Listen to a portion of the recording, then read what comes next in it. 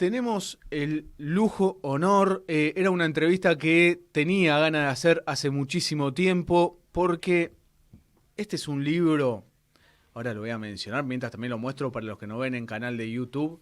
Miren, lectura más que obligatoria. Quiero saber de historia de Argentina, tienen que leer el libro La pugna antártica, el conflicto por el sexto continente, 1939-1959, de Pablo Fontana. Pablo es doctor en Historia por la Universidad de Buenos Aires, coordinador del área de Ciencias Sociales del Instituto Antártico Argentino, investigador asistente del CONICET y autor del libro La pugna antártica. Lo vuelvo a mostrar para que nos ven por YouTube. Che, es un librazo en serio. A mí me encantó, no solo por cómo está escrito, que es muy ameno, muy sencillo de leer, sino también por la cantidad por la investigación, en definitiva, que hizo Pablo. Y algo que a mí me gusta mucho es que aparezcan como las voces de los protagonistas. Obviamente, en algunas cuestiones es muy difícil por el momento que pasó de la historia, pero en este caso Pablo pudo retomar leyendo a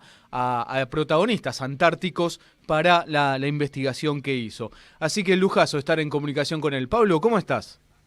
¿Qué tal? ¿Cómo estás? ¿Cómo están todos? ¿Bien? Bien, bien, por suerte. ¿Vos todo tranquilo? Sí, todo bien. Bueno, muchísimas gracias por la invitación para participar en el programa. No, por ¿Me favor. escuchás bien ahí? Sí, perfecto.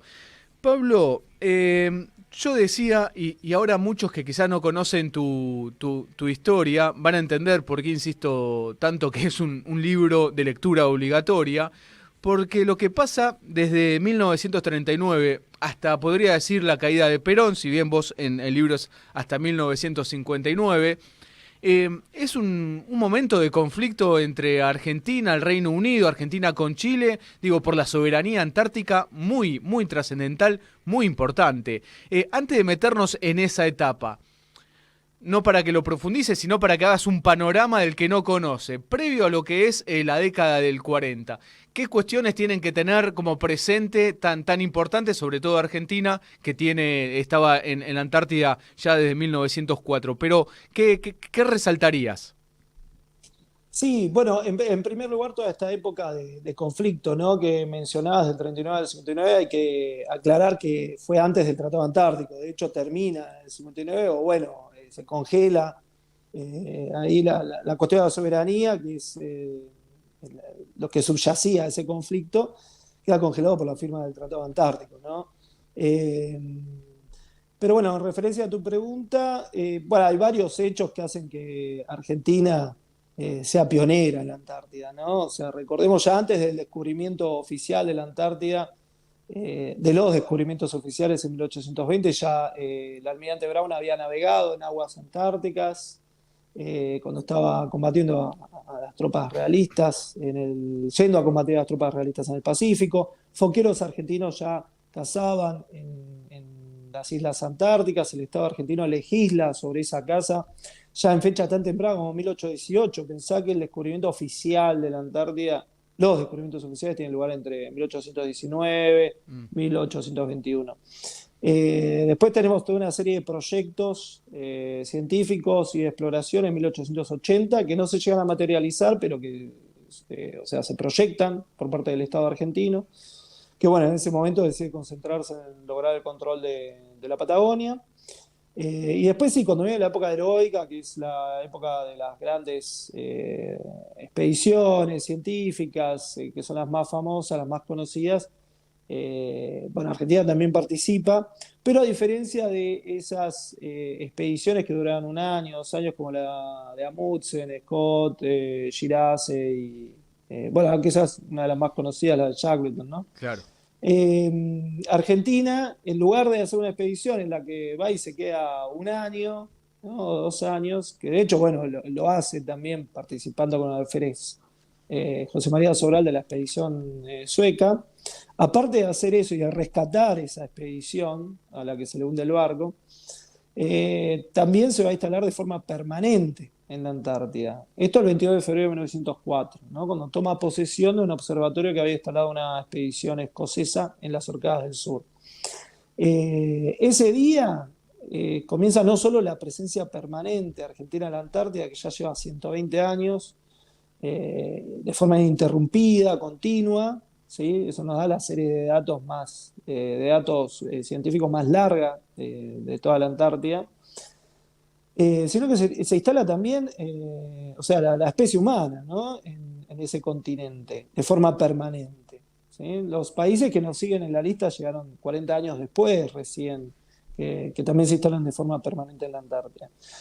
Entonces, o sea, es un hecho relevante a nivel histórico, no solo para Argentina, sino a nivel mundial, para toda la humanidad, ¿no? O sea, el Claro, digo, último continente. esa presencia nuestra, digo, de Argentina, del Estado argentino, es trascendental para, digo, al día de hoy, pero marcó un rumbo, marcó un camino en esa época. Claro, para toda la humanidad. O sea, Claro, cuando se instala Argentina ahí, no es solo Argentina la que se instala de forma permanente. Se está instalando el ser humano con eso claro. argentino. Pensá que es el último continente en ser poblado por la humanidad, ¿no? Tiene 200 años de historia la Antártida nada más. Comparado con el resto de los continentes que tienen miles de años o cientos de miles de historia humana, es muy reciente.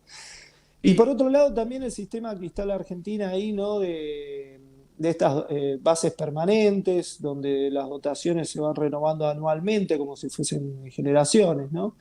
Eh, Después va a ser copiado por todo el resto de los países que se instala. 40 años después empiezan a instalarse también de forma permanente en la Antártida.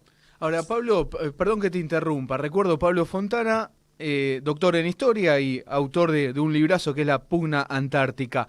Pablo, además en esa etapa, antes de meternos de lleno en lo que pasa a partir de la década del 40, también ahí los británicos prenden algunas alertas y empiezan a hacer ciertos reclamos hacia la Argentina por este avance en la Antártida.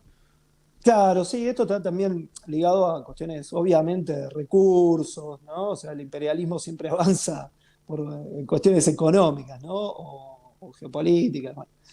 Viste que yo te había dicho que la expedición de sueca de Nordenskiöld, en donde participaba Sobral, fue el primer Ujú. argentino en invernar en la Antártida, el primero en hacer ciencia en la Antártida, eso de 1901-1903.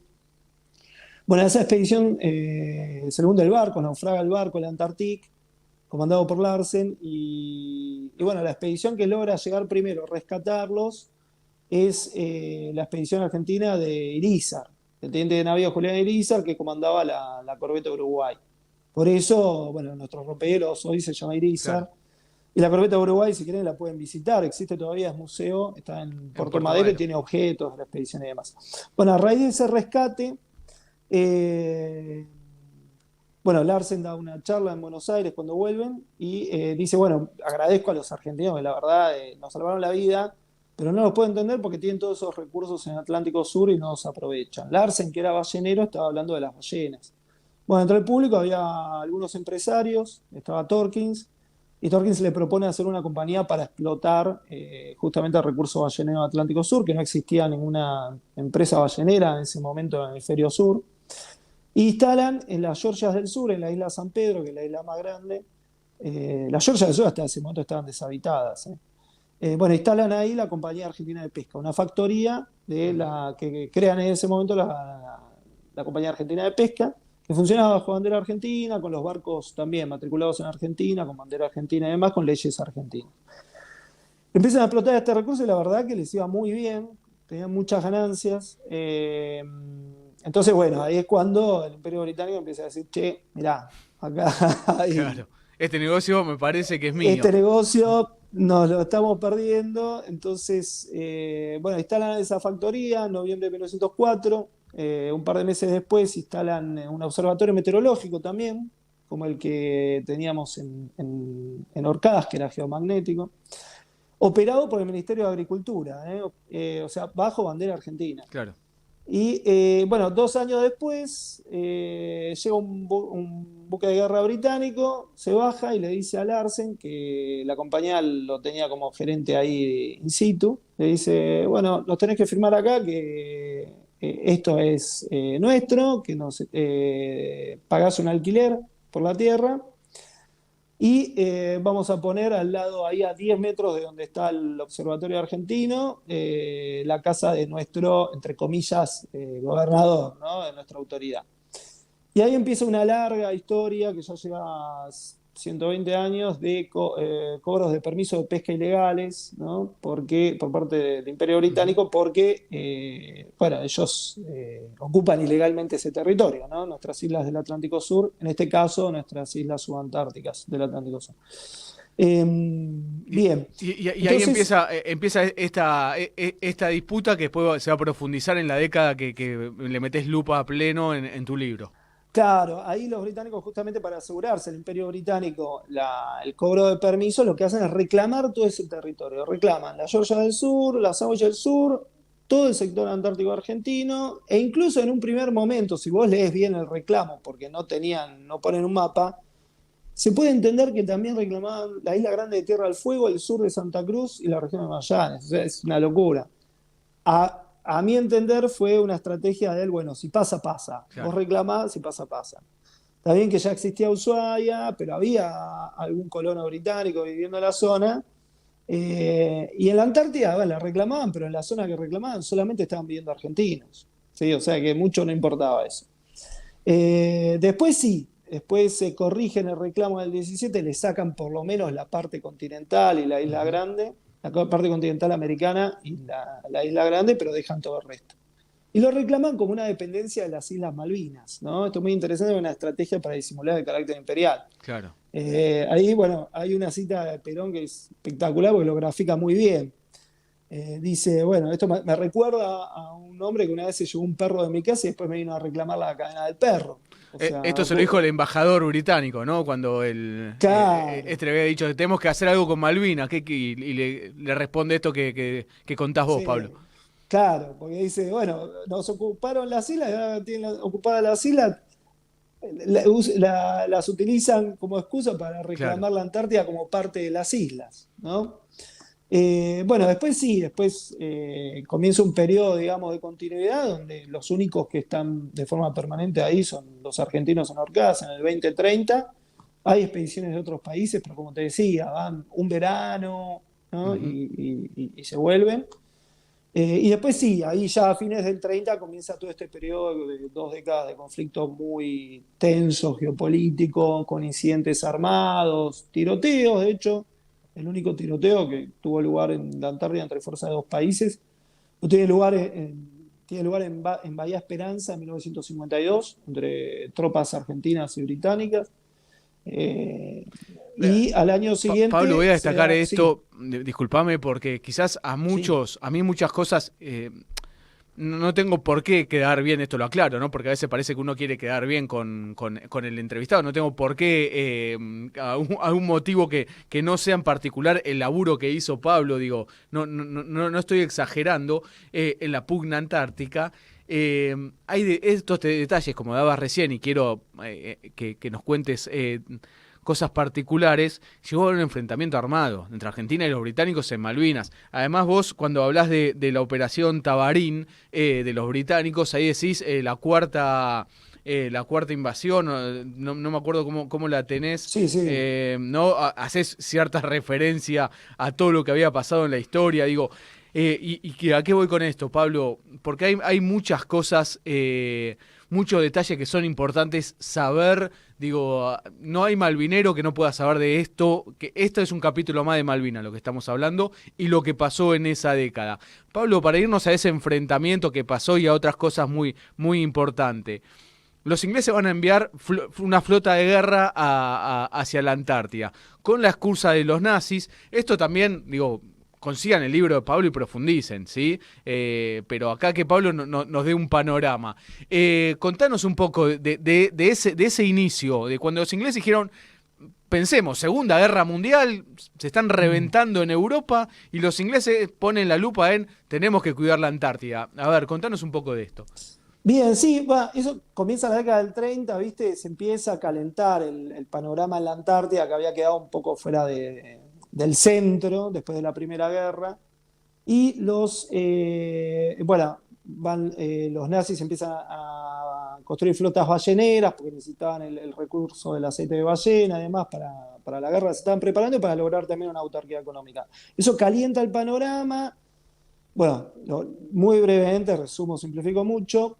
Entonces, parecía que se iba a discutir en una reunión, en un congreso, que no se logra hacer por la guerra, la cuestión de quién es, qué es de quién en la Antártida. Entonces, bueno, varios países organizan comisiones para mandar expediciones a la Antártida y conseguir, digamos, recolectar todo lo que les podía servir para fundamentar más su reclamo. Argentina reactiva ahí el plan de instalar más bases en la Antártida, que era un plan que ya tenía de principio de siglo, pero que por un naufragio que habíamos tenido no lo pudimos concretar.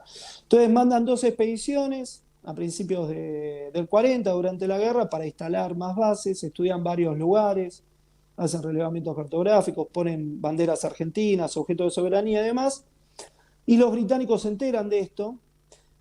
Entonces dicen, bueno, tenemos que hacer algo ya en la Antártida, porque si no nos va a pasar como en Orcadas, que los argentinos están hace 40 años ahí y ya las perdimos. Entonces dicen, bueno, ¿qué podemos hacer? Dicen, bueno, el Colonial Office dice, bueno, instalemos bases permanentes en esos puntos donde se quieren instalar los argentinos, como ellos hicieron en Orcadas, eh, así, los puntos cariados por los argentinos, ¿no? Como si fuésemos caries. Pero bueno, hay toda una discusión ahí porque dicen, che, no podemos hacer eso porque necesitamos el trigo y la carne de Argentina para ganar la guerra, si lo hacemos vamos a entrar en conflicto con ellos. Dicen, bueno, hagamos una cosa, digamos que no es en contra de ellos, digamos que es en contra de los nazis que están en la Antártida y demás. Era toda una fachada porque ya era una mentira, los nazis ya no estaban en la Antártida y nunca habían estado en esa zona, ellos lo sabían. Hoy por los documentos desclasificados sabemos que fue así, que fue toda una excusa para evitar el conflicto, pero sí ocupar esos lugares. Bueno, ahí hacen esta operación secreta, una segunda guerra en contra de Argentina en la Antártida, se llama Operación Tabarín, instalan bases en los lugares donde nosotros nos íbamos a instalar un año después, pero ya, que ya los habíamos marcado. Claro, ellos Eh, sabiendo esta información se adelantan yendo a los lugares que iba a ir Argentina. claro, y bueno, la guerra termina con esta situación, ¿sí?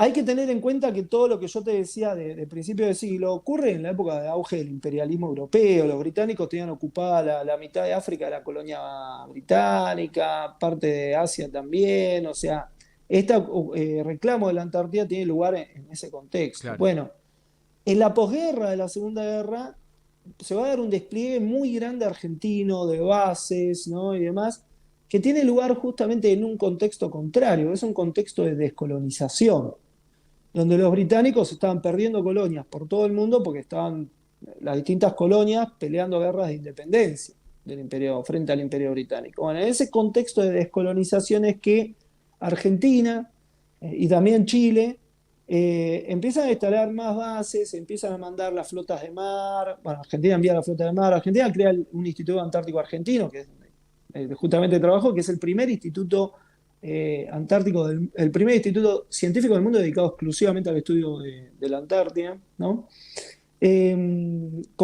Argentina compra también el primer rompehielos y demás, y se da como una especie de pugna geopolítica, ¿no? En la Antártida, principalmente entre Argentina, Reino Unido y Chile, pero Argentina y Chile como aliados, ¿sí? Esto O es importante sea, que destacás, como aliados, porque además lo tenía acá, déjame que voy a remarcar algo que tenías que era muy importante de esta alianza, que era Antártida Sudamericana, que es cuando vos resaltás que en el 1948 justamente se reúnen Argentina y Chile y dicen, che, vamos nosotros a cuidar los intereses antárticos, pero Antártida Sudamericana. claro, Argentina y Chile se ponen de acuerdo porque los reclamos se superponen en parte. Ahí se logran poner de acuerdo para reconocerse, o sea, soberanía de cada uno en la parte que no se superpone y decir, bueno, en la parte que se superpone, ningún otro país tiene soberanía, salvo Argentina y Chile, pero nos tenemos que poner de acuerdo en el límite, ¿sí? Ellos dicen ningún otro país en la Antártida Sudamericana porque los británicos reclamaban todo. ¿Sí? Reclamaban el sector argentino Claro, y reclamaban también lo el que chileno. reclamaba Chile. Entonces, bueno, ahí se da una alianza como nunca, entre los dos países muy fuerte para defender la Antártida Sudamericana, que ellos le llamaban la Antártida Sudamericana, hacer un acuerdo incluso, de lo que era el Imperio Británico. Y se dan, bueno, todos estos incidentes que te comentaba. Argentina envía la flota de mar, los británicos envían un crucero, fragatas, demostraciones de Pablo, fuerza. cuando hablamos de Sí, la flota de mar estamos hablando de buques de guerra. Recuerdo Pablo Fontana es quien habla. Hablamos de buques de guerra, no es que hablamos, van buques que no son de guerra, pero otros que eran buques de guerra. sí, sí, se da una situación que es como la crisis de los misiles de Cuba en los 60, bueno, pero en la Antártida. De hecho, les recomiendo en el canal de YouTube del Instituto Antártico Argentino, que lo manejamos el área nuestra en el instituto, tenemos una playlist que son documentales que fuimos recuperando junto con el Museo del Cine. Y hay uno de los videos que es la flota del mar en la Antártida que muestra esto. Dos cruceros, destructores y demás, yendo ahí en el 48 a Isla Decepción, a la Shetland del Sur. Es espectacular. Hay otro video que es del 47, que es Soberanía Argentina en la Antártida. Bueno, hay varios videos de esa época documentales que muestran, incluso cuando van los bombarderos. Esto no te lo comenté, pero bueno, en el 48 se da ese momento caliente donde podés encontrar documentos norteamericanos que hablan de que era casi inminente que estallara una guerra antártica, ¿no? Entre Chile y Argentina por un lado y los británicos por el otro. Y después tenés también, bueno, ahí parece que hay un momento de paz, de tregua, se podría decir, entre comillas, pero después en el 52 vuelve a explotar todo, sube Churchill de vuelta al poder en el Reino Unido, y bueno, vuelve a explotar toda esta tensión. Primero con un tiroteo en Bahía Esperanza, que por suerte, bueno, no hubo heridos ni muertos, pero fueron las fuerzas de los dos países. Argentina estaba instalando una base, que era la base de Esperanza, o el destacamento naval en realidad, y justo llega una fuerza británica para instalar una base ellos también. Desde Malvinas venían los británicos, bueno, ahí sí, los argentinos defienden el lugar, ¿no? Disparando, según algunas versiones, al suelo, otras al aire, y bueno, logran frenar ese desembarco. Después se llega a un acuerdo igual entre los dos países. Perdón, Pablo, que Sí, ponga la lupa acá. Los ingleses quieren desembarcar y los argentinos dicen acá no desembarcan nada y le disparan. claro, Digo, no sí, para atentar contra la vida de ellos, sino para advertir primero, ¿no? Los famosos disparos de sí, advertencia. Acá no. sí. O sea, Claro, se dio eso. claro, y termina llegándose a un arreglo diplomático donde los británicos se instalan, pero más lejos, digamos. Al año siguiente está lo que llamó, bueno, como el contraataque del imperio, ¿no? Para hacer un poco de Claro. cita cinematográfica, porque Argentina y Chile instalan un refugio, cada uno en lo que le llamaban la cancha de fútbol de Isla Decepción. Eh, ¿Por qué? Bueno, se le llamaba cancha de fútbol porque era plano. ¿Y por qué estaban los refugios ahí? Bueno, era un lugar importante porque era el lugar que servía para que aterricen aviones en la Decepción, aviones chicos, estamos hablando. Entonces, bueno, Argentina deja el refugio con una dotación, los chilenos no. Llega una fuerza de 32 Royal Marines de Malvinas en una fragata, bueno, destruyen los dos refugios y toman prisioneros a los marinos argentinos, ¿no? Y se arma un incidente bastante, bueno, este incidente tiene consecuencias bastante graves, ¿no? Bueno, justo estaba Perón reunido con Ibáñez del Campo en Chile, El presidente de ¿sí? Chile. El presidente chileno, sí. Eh, y los dos, bueno, responden a Churchill diciendo que tenía que liberar a los prisioneros y reconstruir los refugios inmediatamente y que cualquier agresión futura a las fuerzas de uno de los dos países en la Antártida iba a ser respondida en conjunto por los dos países. ¿Sí? Para que te des una idea de la Le alianza que advierten había en ese esto. momento con Chile. Si Claro, molestás a uno de los dos, saltamos los dos juntos. claro. O sea, una Hablando en otro alianza. lenguaje, ¿no? Claramente, pero digo, Sí, sí, advierten sí. esto. La respuesta es eso. Y después, bueno, Perón envía bombarderos a la Antártida, bombarderos pesados, Abro Lincoln, a sobrevolar justamente la isla de Decepción, donde también estaba una base británica, la Argentina, estaban los chilenos también. Bueno, manda a sobrevolar justamente la isla. También podés encontrar en el canal de YouTube nuestro, hay uno de los documentales que te decía, que se llama Vuelo Austral, que es justamente eso, o sea, se ve a nuestros bombarderos volando sobre la isla y demás. Bueno, al final terminan los británicos liberando a los prisioneros que habían tomado, que eran marinos nuestros, ¿no? Ujú. De la Armada Argentina. Bueno, es un periodo, no te voy a contar todo, está todo en No, el está en el libro libro, en claro. detalle, Pero está pero bueno que la que gente conozca también estas cosas, Pablo, porque yo la verdad cuando lo leía todo en profundidad tu libro, era como, es una cantidad de actos, de eventos que son impresionantes. Digo, cuando lo vas juntando todos, algunos los conocemos, algunos son más conocidos, pero cuando los juntás y ves toda la historia completa, decís, wow, che, todo esto que pasaba. Esta mega alianza entre Argentina y Chile en ese momento tan importante, digo, hay un montón de actos que son trascendentales para conocer y pensar después lo que vamos a hacer con la Antártida, pensar el futuro, digo, tenemos que conocer esta etapa de la historia. sí, no, no, es una etapa, a mí me fascina justamente de toda la historia antártica argentina, que es un capítulo muy interesante de nuestra Sí, historia. Bueno, esas páginas de la década del 40 y del 50, la verdad que son increíbles todo lo que hizo Argentina en tan poco tiempo, ¿no? Bueno, ni hablar lo de principios del siglo XX también, lo de 1901 a 1906 también. Pero y bueno, la cuestión es que ahí hasta mediados de la década del 50 va subiendo la tensión, ¿no? Los incidentes y demás, hay bueno, ejercicios de artillería junto a barcos argentinos, todas unas cosas muy fuertes. Y después en la segunda mitad de la década del 50 va a haber una disminución muy rápida de la tensión, por distintos factores, cae el interés económico inmediato, porque pierde valor el aceite de ballena. Se hace también el Año Geofísico Internacional, que es el evento científico más importante que se hizo a nivel mundial en la Antártida, donde participan 12 países, ¿no? Uno de esos 12 países es Argentina con el Instituto Antártico, que hizo trabajos, bueno, muy importantes, más que todo en el campo de la glaciología y la alta atmósfera. Y también esos trabajos se pudieron hacer porque durante esos años anteriores se habían instalado 8 bases, ¿no? claro. Habíamos pasado de tener una base a tener 8 en menos de 10 años. Esa cooperación científica que se logra con el Año Geofísico Internacional, el rol de Argentina también, principalmente a través del Tratado Antártico, va a hacer que al año siguiente se funde el Comité Científico Internacional de Antártida, conocido como SCAR, y justamente por esos 12 países, y esos 12 países son los que van a firmar el Tratado Antártico en el 59, ¿no? O sea, fíjense qué importante que fue la ciencia, aparte de nuestra presencia, la historia antártica de Argentina, que nos permitió ser signatarios originales del Tratado Mm. Antártico. Ahora, ¿cuál es la diferencia de haber entrado al Tratado Antártico desde el primer momento a países que se sumaron después al Tratado Antártico, que tenemos más de 50?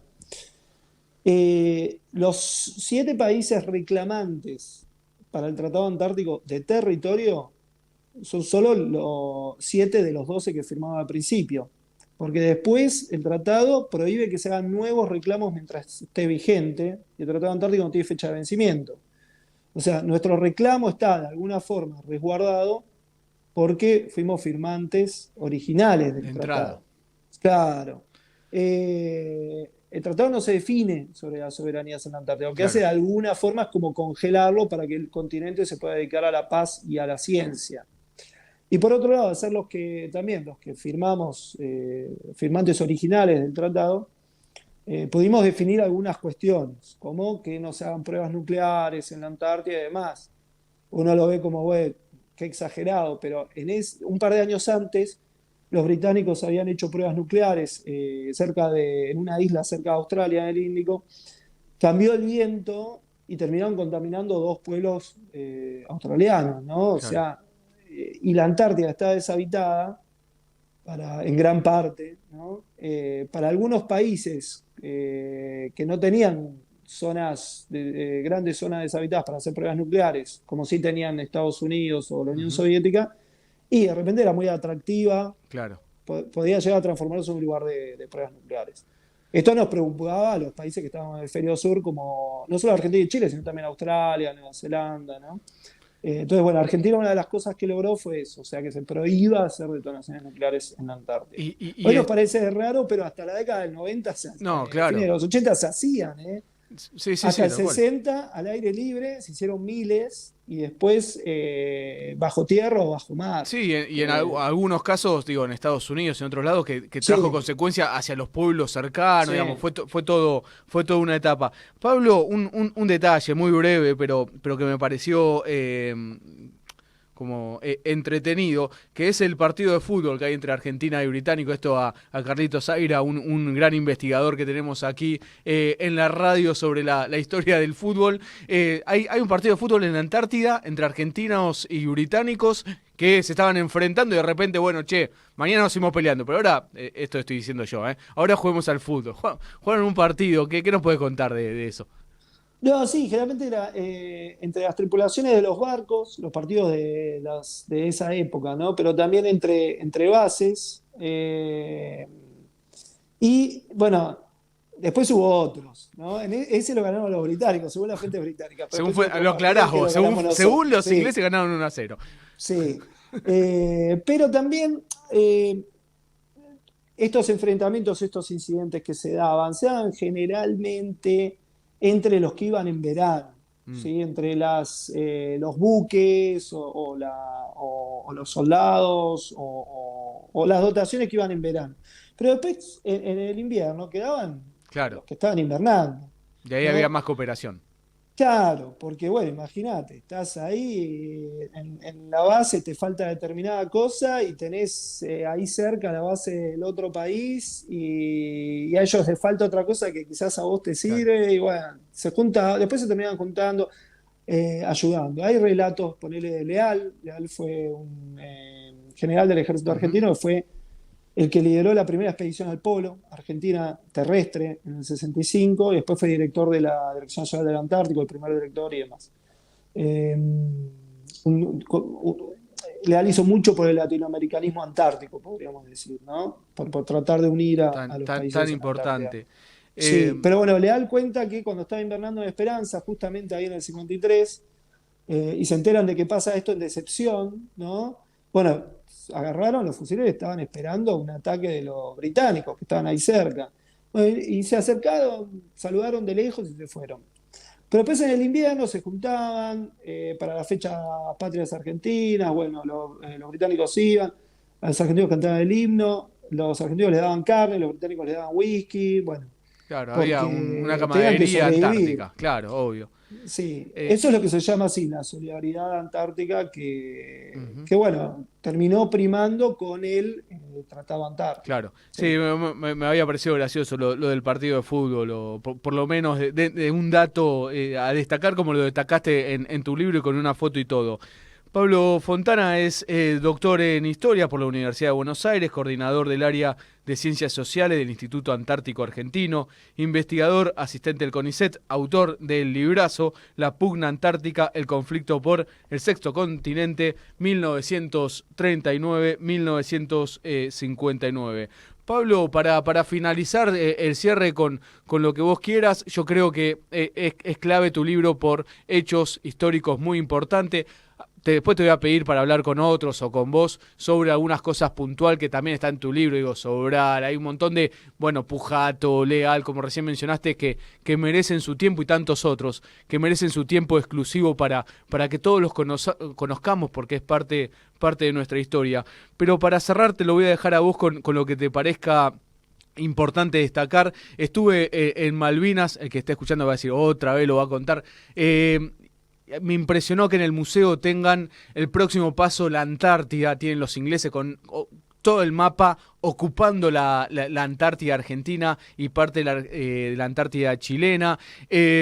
Por eso insisto que es importante conocer esto. Creo que los ingleses hacen bien el divide y reinarás. Habrán visto, esto es deducción mía de tu libro, esa alianza entre Argentina y Chile, y después laburaron la gran división de las Fuerzas Armadas, esto es opinión mía, la ayuda que dio Chile durante la guerra de Malvinas, esos roces que comenzaron a agravarse, estaba en lo del canal de Beagle, un montón de cuestiones, pero seguramente los ingleses habrán ayudado a profundizar esas divisiones. Pensando en esto, me conviene que estén separados, yo pensando en la Antártida, esto es deducción mía, pero Pablo, para cerrar y con lo que vos quieras destacar importante de la Antártida, este es un programa, se escucha en Tierra del Fuego, ahí el tema antártico está muy presente, pero también, lo transmite la Universidad de Tierra del Fuego, la Universidad Nacional de Entre Ríos, para que los que no están empapados, los que no estamos empapados, me voy a sumar de permanente de la Antártida,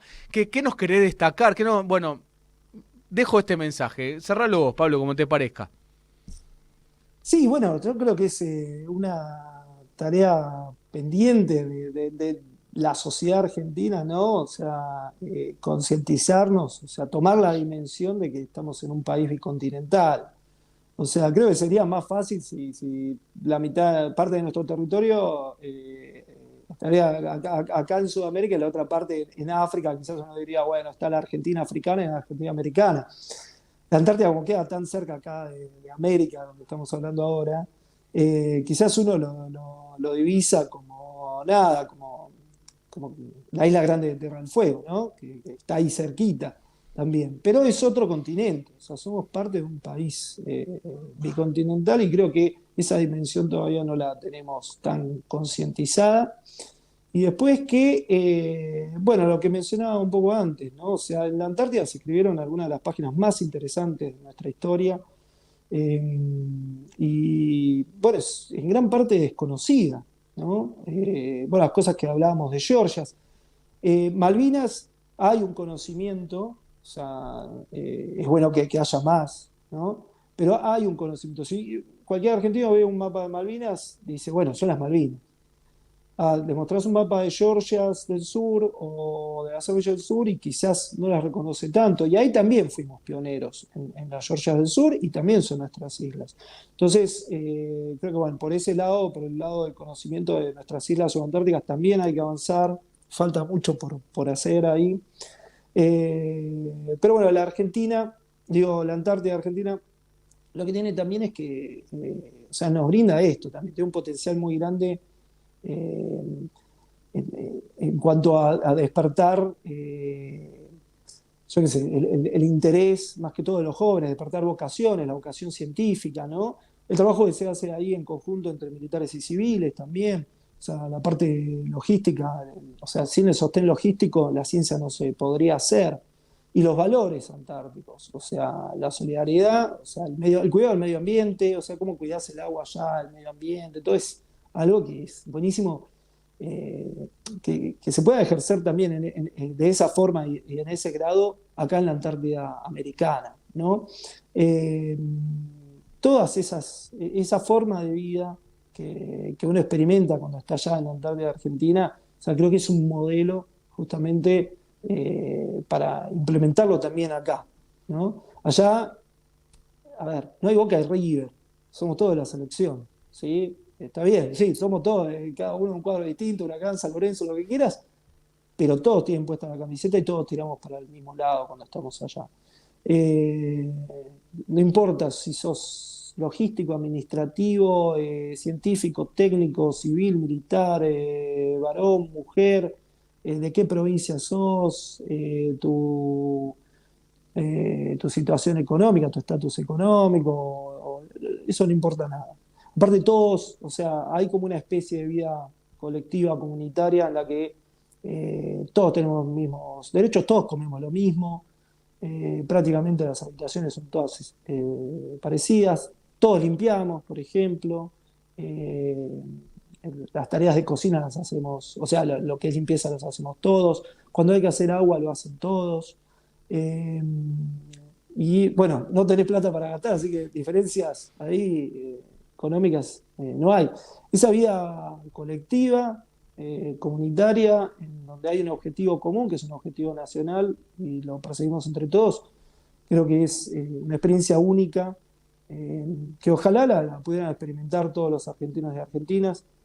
Por cuestiones, bueno, logísticas y económicas no se puede, pero es, para mí, por lo menos, una experiencia que marca un modelo a seguir, ¿no?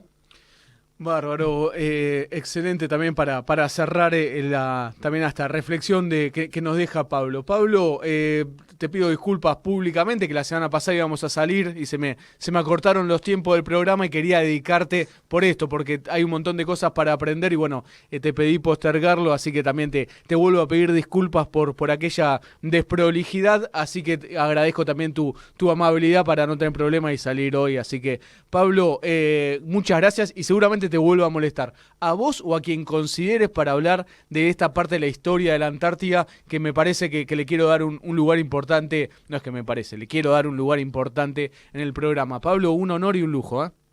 Bueno, no, cuando quieras, no es molestia, todo lo contrario, un honor para mí, un gustazo y dale, bueno, cuando quieras hablamos de vuelta y después también te comunico con algunos compañeros que pueden charlar también de otras cosas antárticas. ¿Eh? Espectacular, espectacular, buenísimo. Pablo, fuerte abrazo, gracias por todo. Abrazo, gracias.